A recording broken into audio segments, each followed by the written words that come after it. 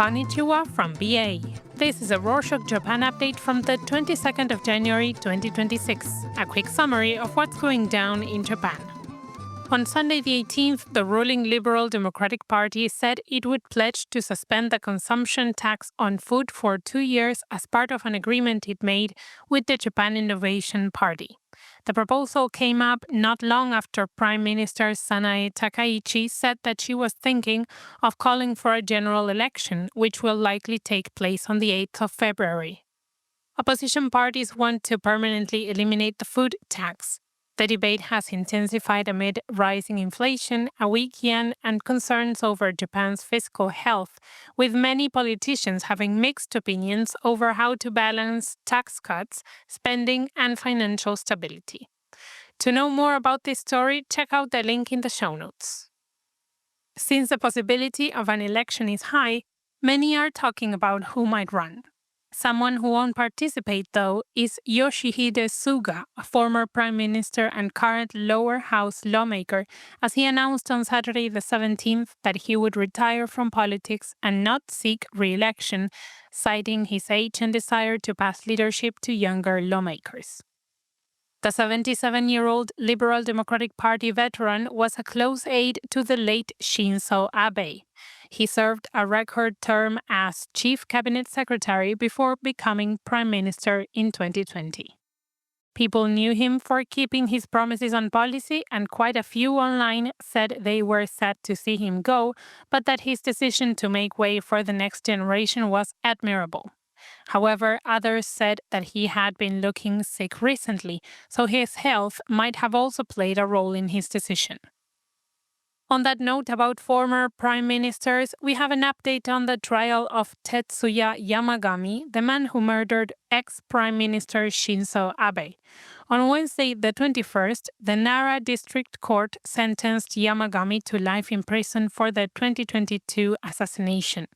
The court ruled the shooting with a homemade gun was premeditated, extremely malicious, and endangered others. Yamagami tried to blame the Unification Church for the family hardship caused by his mother's donations to the church. He said this drove him to target Abe, who was associated with the church. However, the court said his personal hardships did not matter that much to the ruling. The killing had been the first of a former prime minister since World War II, and the court said that punishment should be severe because it had major societal consequences.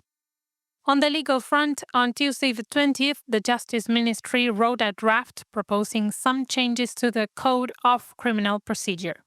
These changes would keep prosecutors the right to challenge court orders granting retrials and also create some new rules around court-ordered evidence disclosure. Basically, these changes are meant to keep prosecutors from hiding evidence that might reveal a suspect's innocence, an issue that became a hot topic this past year as multiple people who had been jailed for years got a retrial and were ruled not guilty. However, some criticized the draft for not having a ban on prosecutorial objections that can delay justice for the wrongfully convicted. The proposal will likely reach the Diet after the February election. There's also a rival bill that would bar prosecutorial objections.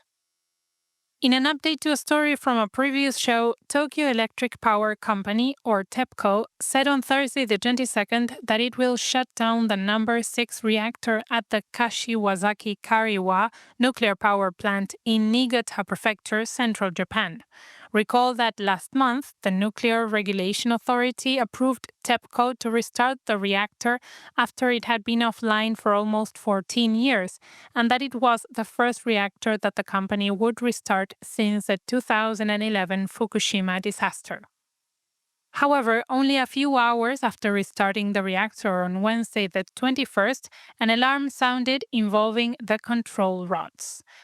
TEPCO is investigating why this happened, but the Nuclear Regulation Authority said the reactor remained stable with no safety problems or abnormal radiation detected. Speaking of nuclear, Louis Eves, a British lecturer at the University of Nottingham, recently published an article about the debate over whether Japan should develop nuclear weapons. While Japan would be able to access that technology thanks to its experience in nuclear power plants, Eves said that there were a lot of things that would prevent Japan from making nuclear weapons anytime soon. These include high costs, reliance on diplomacy and U.S. security guarantees, constitutional and policy constraints, strong public opposition, and international legal obligations under the Nuclear Non-Proliferation Treaty. However, the author said that if international security becomes more unstable, the fact that many in the younger generation aren't as opposed to nuclear weapons may mean that Japan arming itself could be possible in the long term. Read the full article in English with the link in the show notes. In other news, a sightseeing helicopter disappeared on Tuesday the 20th and may have crashed on Mount Aso in southwestern Japan. Police found what they think might be wreckage in one of the mountain's craters several hours after the chopper disappeared shortly after takeoff. The helicopter had been carrying a pilot and 2 Taiwanese passengers. Bad weather, poor visibility, and volcanic gases are making the search and rescue difficult. In business news, Japan's Prudential Life Insurance said on Friday the 16th that its CEO will resign after widespread employee misconduct came to light, including embezzlement of customer funds. The company said more than 100 current and former employees were involved, affecting about 500 customers and totaling over 3 billion yen, which is $19 million. Other misconduct included selling non-company products and borrowing money from clients. The firm has apologized, contacted the police, and begun discussing how to compensate the victims. That's not the only business news we've got this week. After 3 years of Zensho Holdings' purchase of Lotteria, a fast food chain that has been in Japan for 50 years, it recently said that it will rebrand all remaining outlets as Zetteria by the end of March this year. Zensho has been gradually converting stores to Zetteria over the past 3 years. The Zetteria brand focuses on hamburgers and coffee. Japan currently has 106 Lotteria locations, and the total number of Zetteria outlets is expected to reach about 280 once rebranding is finished. In science news, Japanese astronaut Kimiya Yui talked about his experience regarding a recent medical emergency on the International Space Station at a press conference on Wednesday the 21st. The emergency forced the crew to return to Earth last week, a month earlier than scheduled, the first such case in International Space Station history. Yui said that it was thanks to the training, teamwork, and international cooperation that they were able to handle such an emergency well and return safely. He said this experience is important for the future of human spaceflight and said he hopes to support younger astronauts going forward. In the world of competitive board games, Hawaii held a reception for the 50th Kisei Go title series in Honolulu ahead of the first match.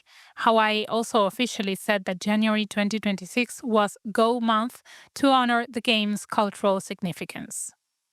Officials and fans welcomed the defending champion Ryo Ichiriki and challenger Toramaru Shibano. Ichiriki is aiming for a 5th straight Kisei title, and Shibano hopes to get his first. The event highlighted cultural exchange between Japan and Hawaii as the famous best-of-7 series begins.